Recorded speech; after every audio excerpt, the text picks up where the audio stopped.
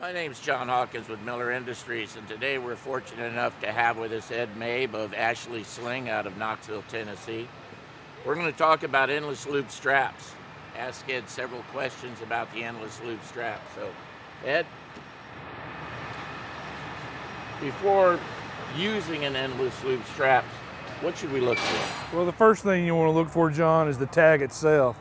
And the tag is very important to make sure that it's got the manufacturer's name, the date of manufacturer, also has the type of material, and most importantly, it has the rating of the sling itself.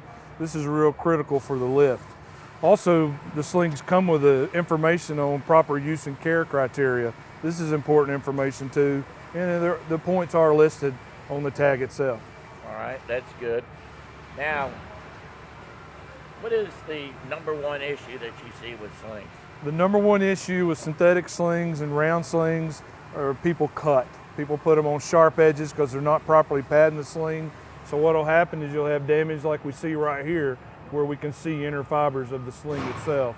So a form of protection when you're using an endless loop strap around a sharp edge, a frame rail or something, some type of protection is definitely needed. Yes, sir. There's various types of protection on the market. We have an edge lifter that we use that brings the sling up above the edge.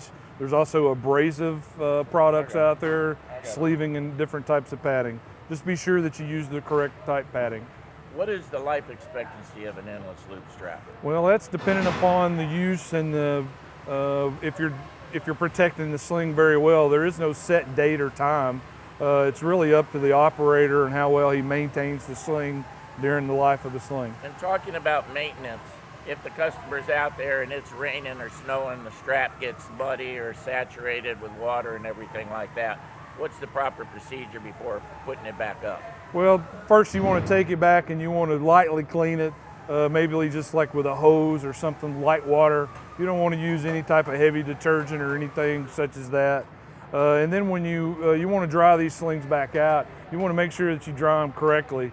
The best way to do that is inside in a controlled environment, out of the sun. You don't want to put them in the sun and dry them. You want them inside an enclosed area. All right, very good.